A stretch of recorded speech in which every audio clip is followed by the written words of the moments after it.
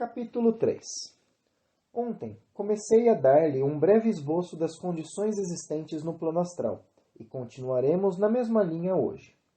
A teoria da Grande Igreja de Roma declara muito rústica e resumidamente que depois da morte os irremediavelmente maus caem de imediato num inferno eterno, enquanto os santos verdadeiramente grandes vão sem tardança para o céu.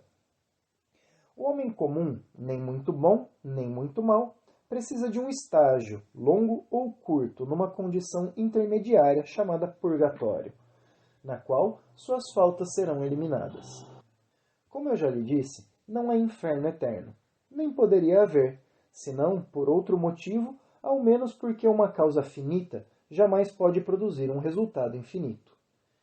E os que passam para o plano astral, com um medo desses em suas mentes, atravessam um estágio inicial difícil.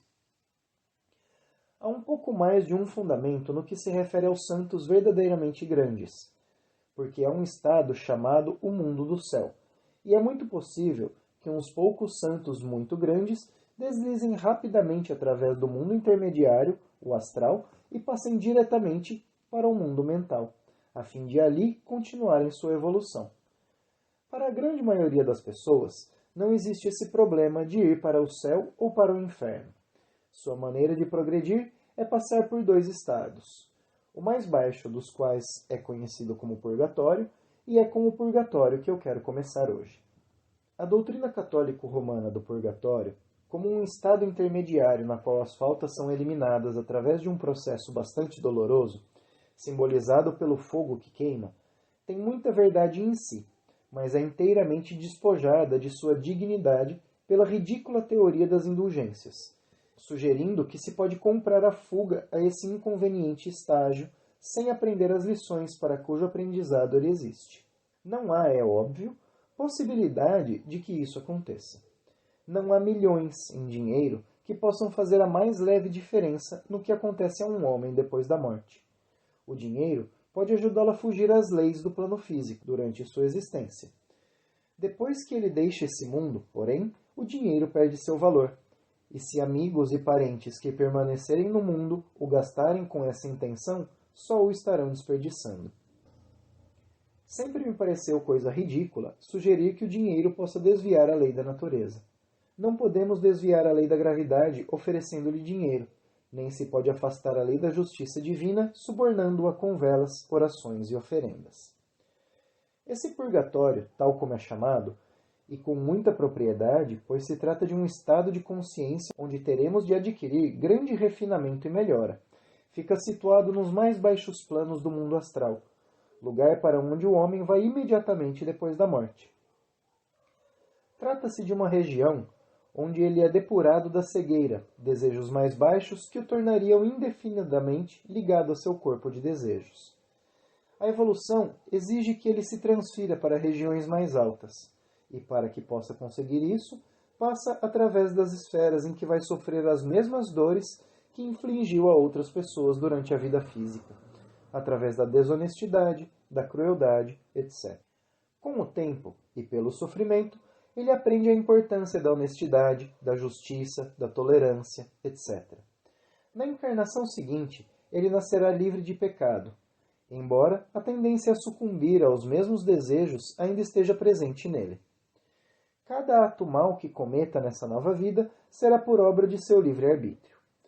Um homem continuará dessa maneira até que aprenda, através de amargas experiências depuradoras, que deve praticar a tolerância e o bem em relação aos demais, sem se importar com a forma pela qual será retribuído. Certas leis eternas foram estabelecidas e precisamos tentar entendê-las como tal. Se não houvesse leis da natureza, depressa estaríamos em condições caóticas, sem que de nada pudéssemos depender. Mas há leis na natureza, e essas leis são a expressão da vontade divina. Tentarei explicar o que acontece no purgatório, dando-lhe alguns exemplos. O exemplo que sempre é dado em primeiro lugar, porque é o mais facilmente compreendido, é o caso do homem que cedeu, em excesso, à maldição da bebida, o ébrio.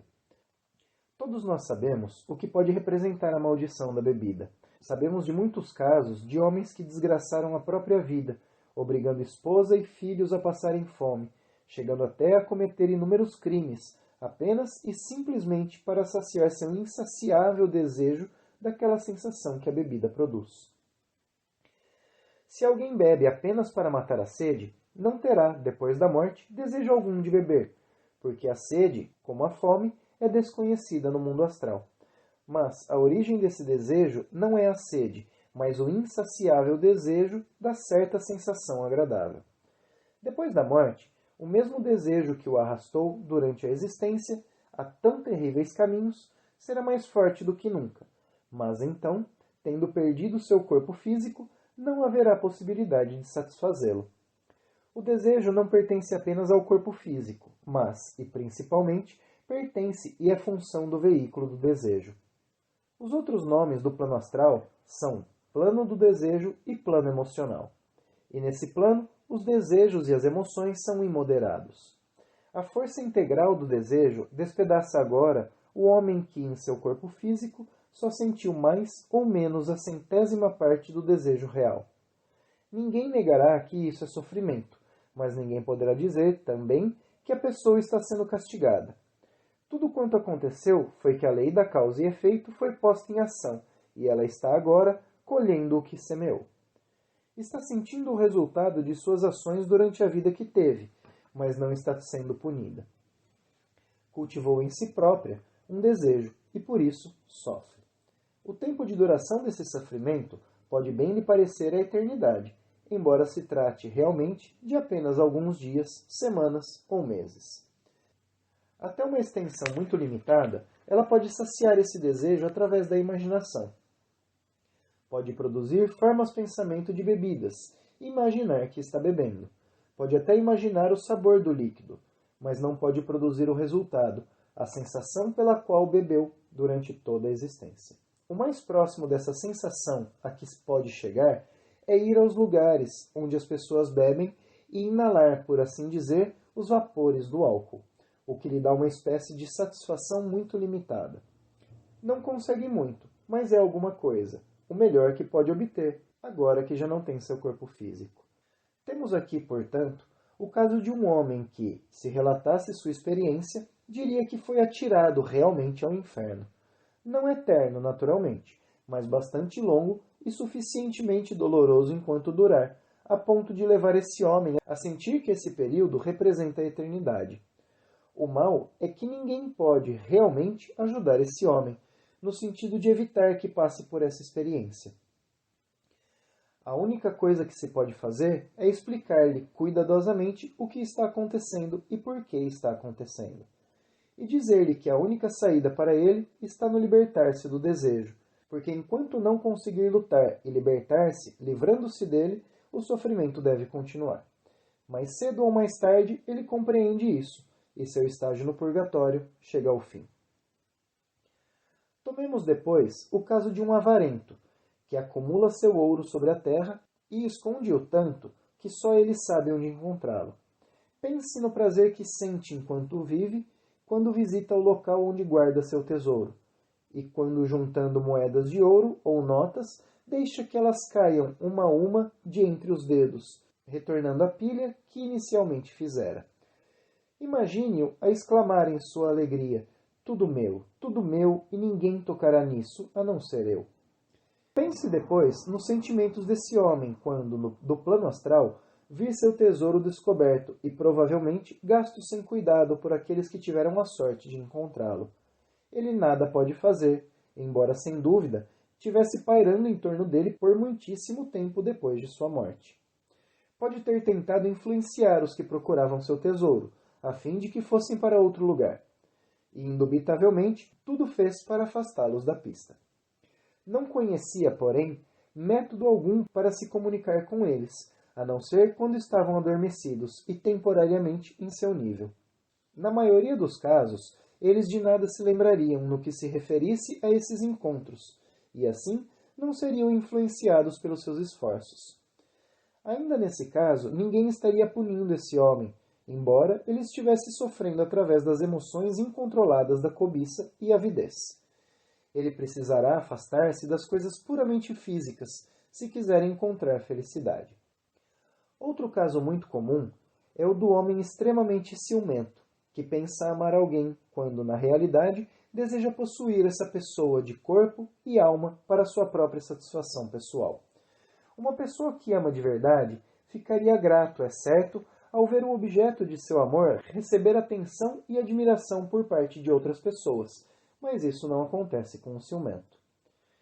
Tendo sido ciumento durante a existência, continuará ciumento depois da morte, torturando-se indefinida e inutilmente ao vigiar de maneira constante a aproximação de outros em relação ao objeto de seu suposto amor, odiando essas pessoas e tentando de toda forma influenciá-las, mas percebendo que seus esforços são inúteis.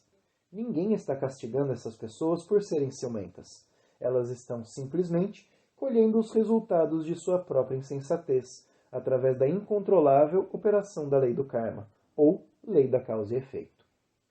A única forma possível de ajudá-las é usando o método intelectual e dar-lhes conselhos, tentando mostrar-lhes como estão agindo de modo insensato e explicando-lhes que tudo o que precisam para encontrar a paz é eliminar o egoísmo de seu amor e compreender que ninguém pode possuir outro ego, em corpo e alma, por mais que o deseje. Outro exemplo, e termino com o purgatório. Houve ocasião em que um homem de negócios arruinou um de seus concorrentes, e quando criticado por alguns amigos, disse que o tratamento duro era bom para os negócios, que assim havia aprendido e que futuramente seu concorrente não desperdiçaria a lição recebida. Realmente, depois de decorridos alguns anos, o homem arruinado se refez, e na verdade, com sucesso maior do que o daquele que o arruinara no passado. Tal homem rude muitas vezes comentava o caso como prova de quanto tinha estado certo naquela ocasião, pois, de fato, fora o tratamento áspero que dera ao concorrente uma bênção disfarçada, e não pensou mais nesse incidente durante o resto da vida.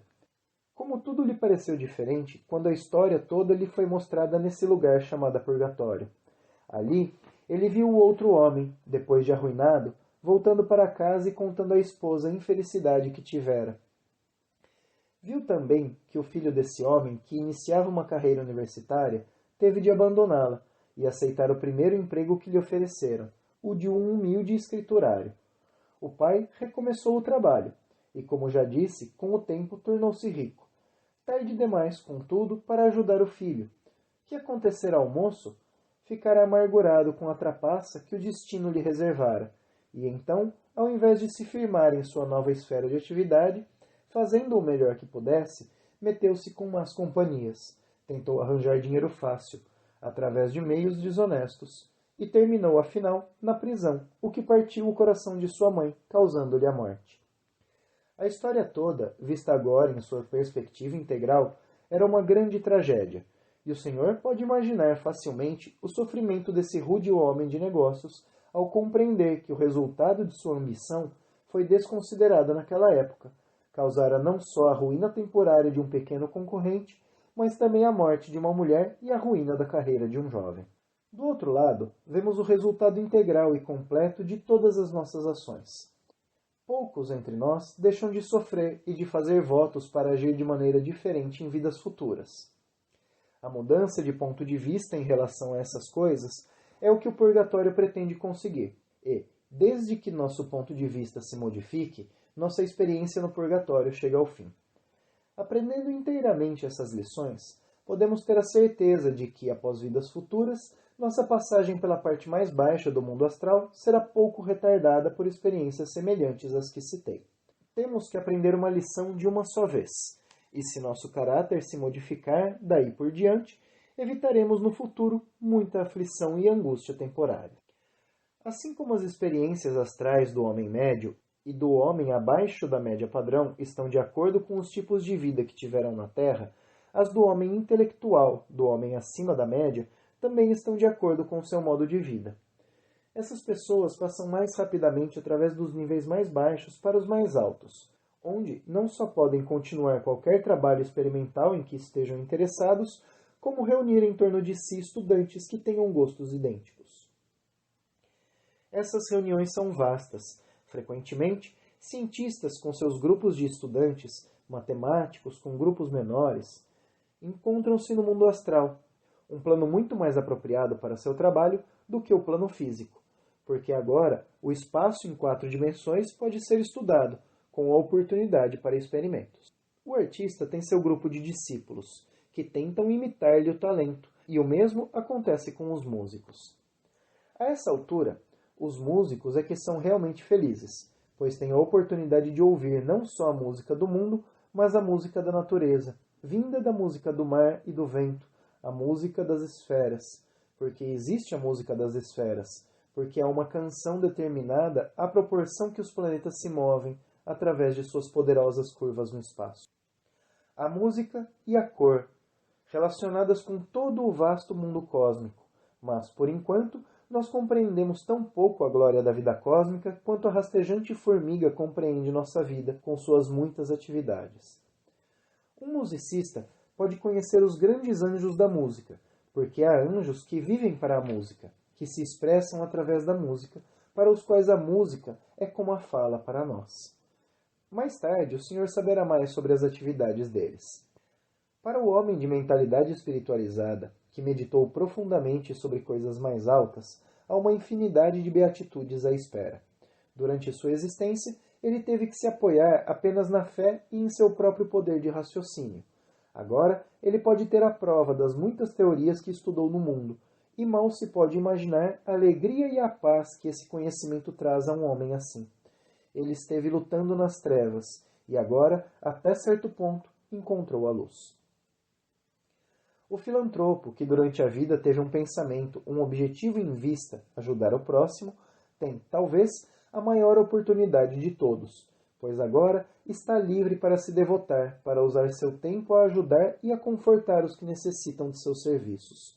Se tomar a seu cargo o trabalho especial de ajudar os que morrem, encontrará trabalho para cada minuto de sua vida astral. Durante tempos de guerra, a necessidade desse trabalho é grande, pois os ignorantes são muitos e os ajudantes são poucos. Os que se dedicam a esse trabalho, aproveitando uma oportunidade de ouro, conquistarão um karma muito bom. Portanto, eu lhe digo, procure saber sempre mais, não apenas para ajudar a si próprio, mas para que, mercê desse conhecimento, possa ficar em condições de auxiliar um irmão angustiado, e para que possa compartilhar do grande esquema da evolução, e ser, como cada homem de pensamento deve ser, guia e auxílio para o ignorante. Hoje, chegou a uma das partes mais agradáveis da minha descrição do mundo astral, porque devo falar-lhe das crianças. E afinal, não são as crianças que fazem um mundo? Basta passar o Natal numa casa onde não existam crianças para se compreender que diferença fazem suas vozes alegres e seus turbulentos brinquedos na maior de todas as festas. Nada parece o mesmo. A casa dá a impressão de estar morta, e o mundo parece vazio da verdadeira felicidade.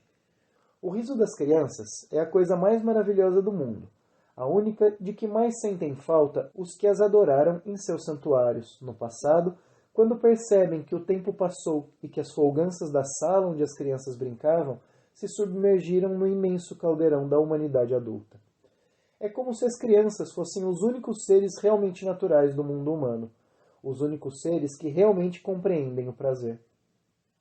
A explicação disso está no fato de terem retornado à Terra recentemente e estarem ainda tão próximos da verdadeira vida gloriosa do mundo-céu que continuam a ter certo contato com a vida em seu ponto mais alto. Vida que é una com o reino da natureza, a região das fadas, a região das belezas incontáveis e jamais sonhadas pelos seres materiais, em que todos parecemos transbordando quando crescemos, enegrecidos pelo pincel da convenção e da respeitabilidade. Condição análoga a essa pode ser observada no reino animal. Mesmo os filhotes do leão são adoráveis quando bebês. Ao nascer, eles não sabem o que é medo. Depois de alguns meses, ou um ano mais ou menos, seu instinto, que é a parte da alma grupal a que se pertencem, se insinua neles. E então, o medo e o antagonismo em relação à raça humana cresce, e já não podem ser considerados como seguros animais de estimação. Em geral, nada é considerado tão triste para uma criança do que ter sua carreira cortada, em qualquer estágio, mas especialmente quando está saindo da primeira infância para que chamamos idade do interesse, mais ou menos aos 3 anos. O período em que uma criança deixa de ser criança não é determinado pela idade. Algumas perdem seus modos infantis assim que entram para a escola. Outras permanecem crianças mesmo depois que ultrapassam os 12 anos. A morte de uma criança deve parecer sempre desnecessária para os que não entenderam, pelo menos, a teoria elementar da evolução. Porque é muito natural que se pergunte por que os pais têm de sofrer dessa maneira, e que adianta uma vida que termina quando mal havia começado. Contudo, os estudantes da evolução compreendem que uma criança é uma individualidade que desceu ao plano físico a fim de adquirir experiência, a fim de trabalhar no seu destino. Se morre jovem, ganha pouca experiência, e não levará muito tempo para assimilá-la depois que deixar o mundo físico. Assim, o mais provável é que a criança que morreu cedo logo esteja de volta para uma outra vida. Isso não quer dizer que ela perca alguma coisa, ou que sofra alguma coisa, seja como for, por causa de sua morte prematura. Se as pessoas comuns ao menos se dessem ao trabalho de adquirir esse conhecimento, como o mundo seria mais feliz? Quando um bebê está para passar ao outro mundo, a cerimônia do batismo sempre deve ser realizada. Esse rito torna a criança um membro de uma fraternidade sagrada, rodeia-a de uma proteção certa e definida, e a coloca ao longo de determinada linha de vibrações e influências que evitam a aproximação do mal. Quando as crianças alcançam o mundo astral, têm uma vida maravilhosamente feliz em virtude da ausência de restrições. Jamais deixam de ser atendidas, pois há inúmeras mães que morreram e desejam com grande empenho tomar conta da criança que morre quando ainda bebê. No plano astral, essas mães conservam o mesmo sentimento materno que tiveram quando viviam no plano físico. A pobreza, a falta de alimentação, o sofrimento pelo frio são coisas que não têm lugar nos pensamentos de uma mãe astral. O sono já não é necessário, portanto, há tempo de sobejo para dar a qualquer criança que adotem. Além do prazer de ver o bebê cuidado e divertido, ela pode começar a educação da criança, apresentando-lhe as belezas desse mundo, em todas as suas formas. Esse ensinamento pode deixar marca na criança e levá-la a voltar-se para a vida artística na encarnação seguinte. Assim como as mães adotivas, que estão sempre disponíveis, há um vasto exército de ajudantes astrais também prontos a orientar o recém-chegado através dos estágios iniciais de sua nova vida. Como o adulto, a criança não se transforma ao passar para esse novo mundo. Há sempre muitos que se mostram ansiosos por ajudá-las em seus jogos, e há também os espíritos da natureza, que têm grande participação nos jogos das crianças no plano astral. Pense numa criança imaginativa, rodeando-se, ainda pela imaginação, com as maravilhas dos reinos descritos em seus livros de história de fadas. Nesse mundo astral, a criança não precisará depender do faz de conta. Desde que uma coisa é imaginada, ela estará ali, claramente para ser vista, porque a matéria astral é modelada pelo pensamento, e enquanto a criança pensar em uma coisa, ela se fará presente. Em lugar de sentar-se numa banheira com um par de bengalas a fingir de remos, a criança que quiser remar num rio precisa apenas pensar nesse rio, apenas imaginar o bote e os remos, e eles estarão ali para seu uso. A criança que gosta de imitar os heróis de ficção precisa apenas pensar fortemente em si própria como o herói, e imediatamente se transforma naquilo que, na sua imaginação, constitui essa personalidade. O plástico corpo astral é modelado nesse exato feitio, e por essa ocasião, a criança se torna inteiramente aquilo que está tentando imitar. Torna-se Hermes com suas sandálias aladas, ou Jasão com o argo, ou Robin Hood, o herói da floresta de Sherwood. O que quer que ela pense ser, passa a ser, e quando se cansa de uma personificação, basta que pense em qualquer outro ser, e o plástico corpo astral obedece a seu comando. É uma educação maravilhosa para uma criança viver entre os personagens de sua imaginação, já que aprende muito através desse método, muito mais do que lhe seria possível aprender nas condições do plano físico. Todos conhecem a criança que está sempre a fazer perguntas. Com que frequência nos vimos esbarrando em pedra de tropeço, já que nos é impossível dar uma resposta que possa ser compreendida por um ouvinte cujo cérebro não está desenvolvido pelo intelecto elementar de uma criança. Vamos, às vezes, ao ponto de ralhar com a criança, desencorajando-a quanto a fazer mais perguntas. Não queremos obstar-lhes o progresso, apenas sentimos que, de vez em quando, nossas respostas são de tal modo inadequadas que seria preferível que as crianças ficassem sem resposta a receberem a impressão errada com que a lhes dessemos. Quando se pode fazer uso das condições do plano astral, tudo se modifica. É possível encontrar a resposta a uma pergunta, fazendo com que a imagem correspondente flutue diante dos olhos de quem indaga. Um modelo vivo, porque vive enquanto nosso pensamento se concentrar nele, melhora consideravelmente uma resposta feita por palavras. Pode alguém perguntar: as crianças sentem falta dos pais e das mães, dos amigos e companheiros de brinquedos? Não, não sentem, e pela seguinte razão. Todas as pessoas, quando dormem, passam horas no mesmo mundo em que está a criança que morreu. Os pais e mães que se lamentam por perderem um filho, veem que esse filho é de novo visível para eles, desde o momento em que adormecem e saem de seus corpos físicos. Podem falar com a criança, brincar com ela, continuar sua educação, etc. Podem seguir praticamente do ponto que foi interrompido na Terra. É uma pena, entretanto, que esses pais de nada se recordem quando acordam pela manhã. A criança, depois da morte, é invisível para os pais comuns, para todos os que não desenvolveram a clarividência, enquanto os pais nunca são invisíveis para os filhos. Eles podem vê-los, a contraparte astral de seus corpos físicos, e, com frequência, quando os pais estão chorando a morte de um filho, esse filho morto está ali, a seu lado, tentando de todas as formas comunicar-se com eles. Para a criança, os pais parecem muito obtusos e estúpidos nessas ocasiões, porque a criança não pode compreender que, embora ela os veja, eles não a podem ver. Uma pergunta repetida com frequência é a seguinte: as crianças crescem quando estão no plano astral? Eis uma pergunta difícil de responder, porque se perguntarem isso a uma criança, ela responderá: sim, eu cresci muito. Como lhe disse, o corpo astral não cresce depois da morte, porque, embora a criança se desenvolva mentalmente e aprenda mais, o corpo realmente se conserva tal como era quando a criança morreu. O crescimento só é necessário no plano físico. Depois que uma pessoa nasce, o corpo vai crescendo gradualmente até atingir a estatura completa, a não ser que a pessoa morra, e então o crescimento físico para automaticamente. Como agora já não existe corpo físico ao qual precise o corpo astral adaptar-se, ele cessa de crescer. Quando a criança diz que cresceu, isso quer dizer que a criança pensa que cresceu. O plástico corpo astral responde imediatamente a esse pensamento, e por algum tempo ela é maior.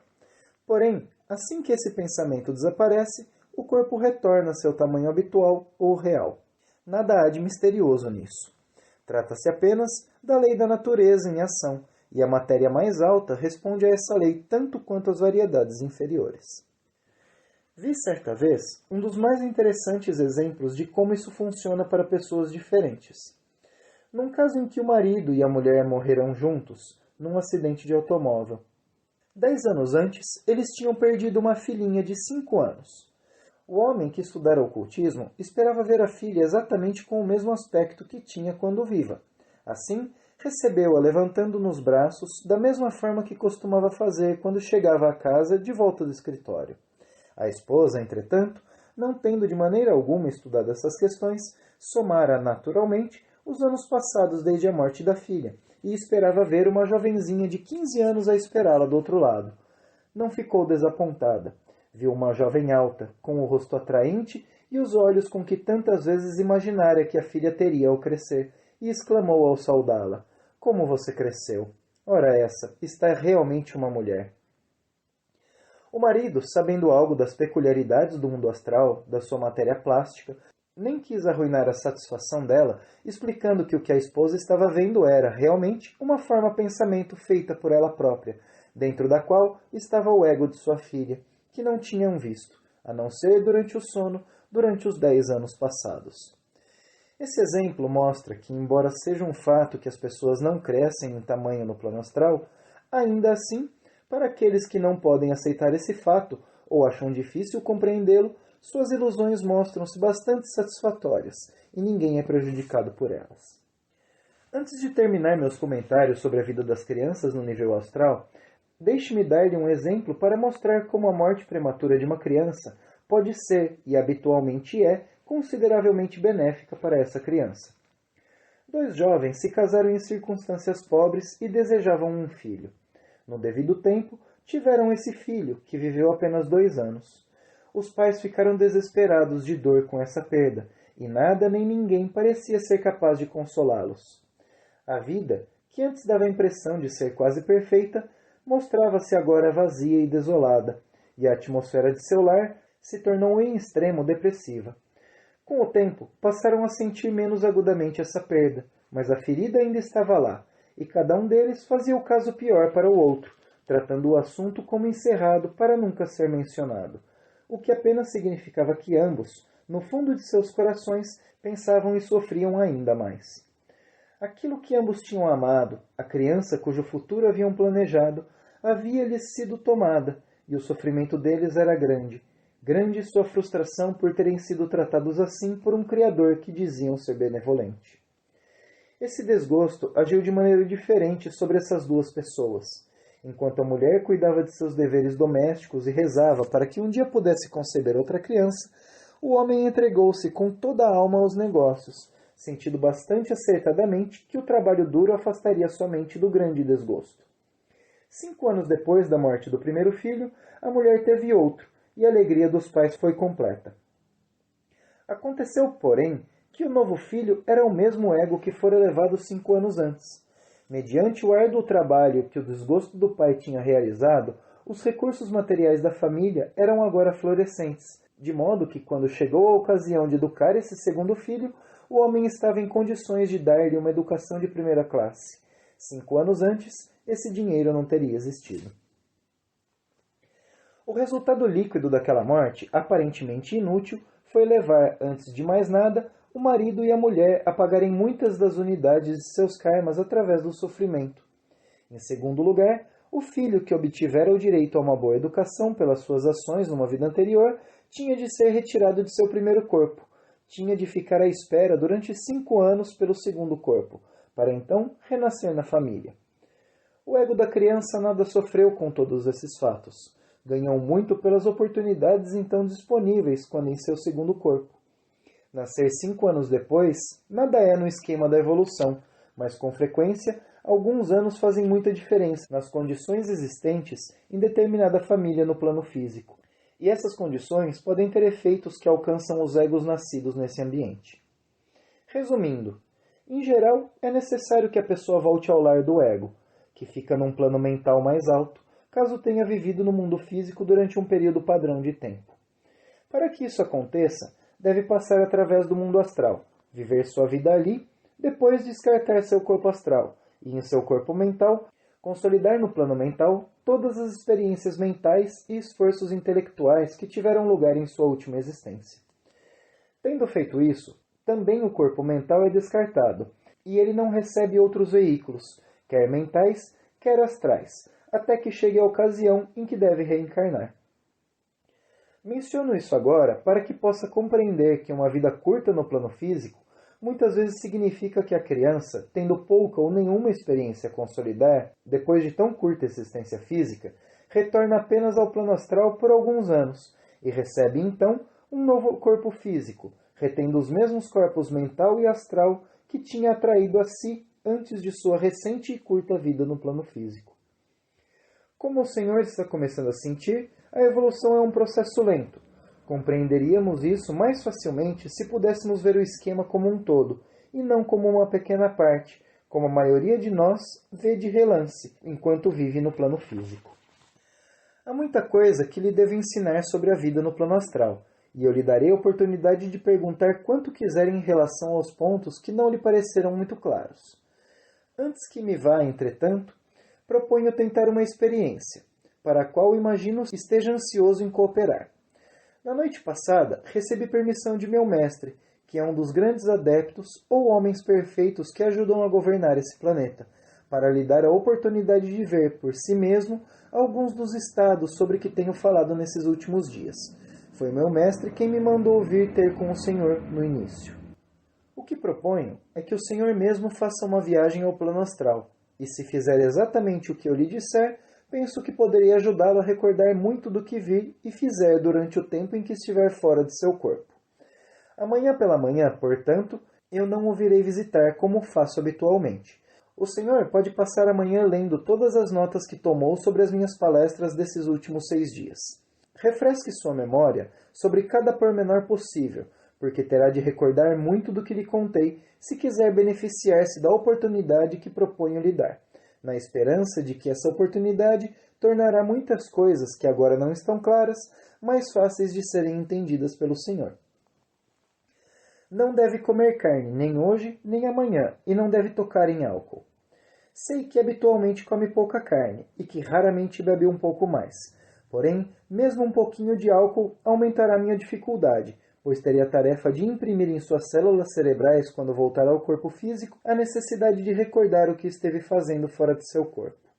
Isso, necessariamente, pode não ter completo êxito, mas tentaremos, e já que meu mestre concordou com um esquema, não tenho dúvida de que me ajudará a levá-lo adiante.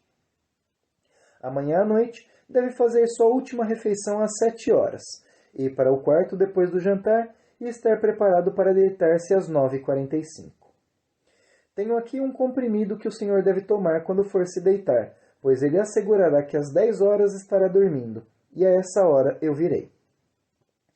Antes de se acomodar para dormir, tente imaginar como parece deitado em sua cama. O método mais simples para fazer isso é imaginar que imediatamente acima de sua cama há um enorme espelho. Se assim fosse, que faria o senhor quando fosse deitar-se? Esse é o quadro que eu desejo que tenha em mente ao adormecer, porque isso será o que irá ver imediatamente após se separar do seu corpo físico. De início, poderá surpreender-se ao ver o que parece ser o senhor deitado na cama, quando o que é realmente o senhor estará olhando para seu corpo físico. E isso, instintivamente, pode torná-lo de certa forma amedrontado. O resultado desse medo seria um retorno precipitado ao corpo que está na cama, e o senhor estaria de novo acordado. Estou avisando com antecedência sobre o que espera, pois desejo evitar isso. Embora o senhor saia de seu corpo todas as noites, de nada se recorda, pois não tem consciência dessa saída. Agora, estou providenciando para que não haja brecha em sua consciência das coisas, entre o adormecimento e a compreensão que se destacou do corpo físico. Tentarei ajudá-lo a manter essa continuidade de consciência, desde o momento em que adormecer até o momento em que retorne ao corpo pela manhã. Então, não terá dificuldade de recordar e será capaz de escrever em pormenor tudo quanto fez em seu corpo astral durante as horas em que seu corpo físico permaneceu deitado na cama. Sem essa continuidade de consciência, o senhor pouco ou nada recordará sobre essas coisas, trazendo apenas de volta um fragmento de um ou mais acontecimentos que descreverá como sonhos, provavelmente. A maioria dos sonhos das pessoas são fragmentos do que estiveram fazendo durante o sono, fragmentos que as células cerebrais deformam com frequência.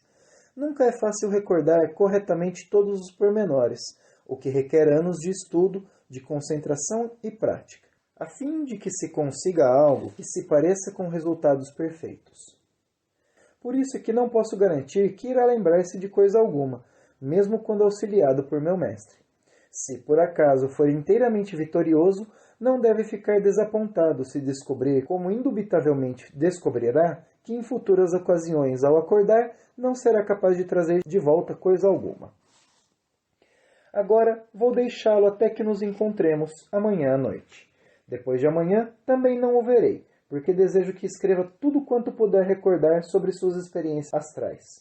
Iremos então discuti-las quando de novo nos encontrarmos em carne, daqui a 3 dias, à hora habitual. Tenha fé em si próprio e tudo correrá bem.